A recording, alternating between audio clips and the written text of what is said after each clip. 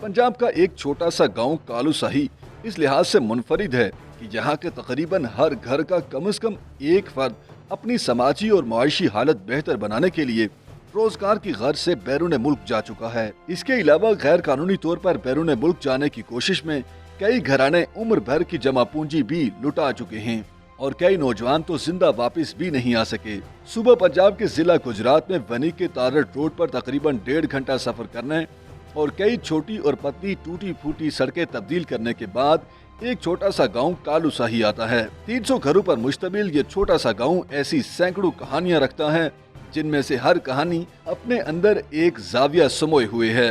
कालूशाही गांव में कोई घर ऐसा नहीं है जिसका कम से कम एक फर्द बैरून मुल्क ना गया हो।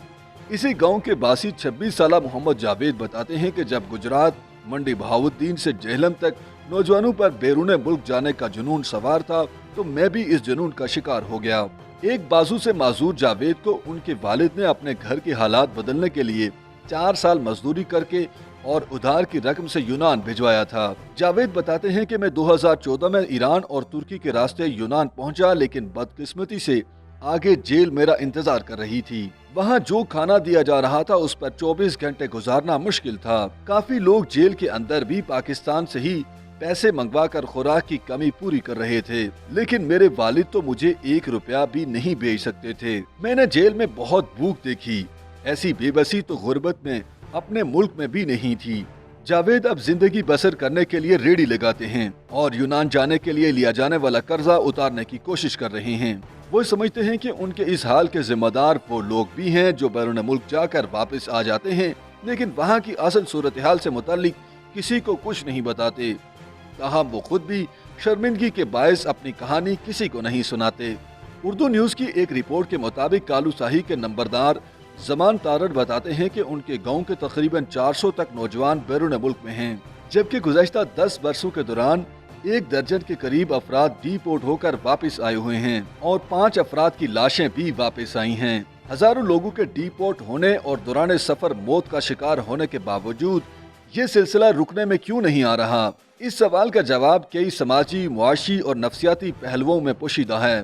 पाकिस्तान में इंसानी स्मगलिंग की रोकथाम के जिम्मेदार इदारे FIA के एडिशनल डायरेक्टर मोहम्मद अतर वहीद समझते हैं कि इस शराब के पीछे ताकतवर मुहर्रिक मुआशी सूरत हाल है। लोग बाहर से दौलत कमाने के चक्कर में अपनी जमा पूंजी तक लगा देते हैं। औसतन 20 से 25 हजार अफराद हर साल पाकिस्तान वापस डिपोर्ट होते हैं और हर साल इससे दुगना लोग गैर कानूनी तरीके से मुल्क छोड़ते हैं। इसमें एक बड़ा किरदार उन इंसानी स्मगलरों का भी है जो इस धंधे में करोड़ों रुपए कमाते हैं। ये स्मगलर्स छुप कर काम करते हैं, कभी भी पैसे खुद वसूल नहीं करते, न सामने आते हैं और इनमें पाकिस्तान, तुर्की, यूनान और ईरान के ऐसे गिरोह हैं जो मिल के काम करते हैं। लेकिन ये लोग इन मुल्कों के कानूनी शहरी हैं और अपने अपने कारोबार रखने के अलावा टैक्स भी देते हैं। ऐसे ही 3 भाइयों का एक गिरोह हमने पकड़ा है जो 3 मुख्तलिफ मुल्कों में बैठे थे, 2 तुर्की में थे और 1 यूनान में। अतर वहीद ने बताया कि इंसानी स्मगलिंग रोकने के लिए पाकिस्तान ने सन 2018 में कानून में तरमीम भी की है।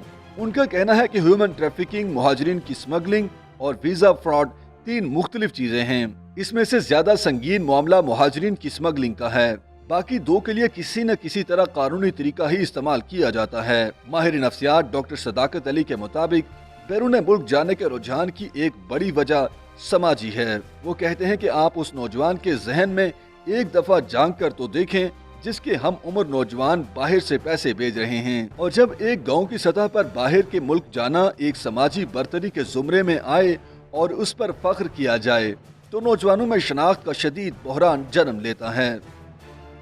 YouTube पर गूगली न्यूज देखने के लिए youtube.com की सर्च बार में गूगली न्यूज TV टाइप करें। गूगली न्यूज के पेज पर सुर्ख रंग के सब्सक्रिप्शन वाले बटन पर क्लिक करना ना भूलिए। YouTube पेज पर अपलोड होने वाली वीडियोस से बाखबर रहने के लिए बेल आइकन पर क्लिक कीजिए। आपको हर नई वीडियो के बारे में नोटिफिकेशन मौसूल हो जाएगा।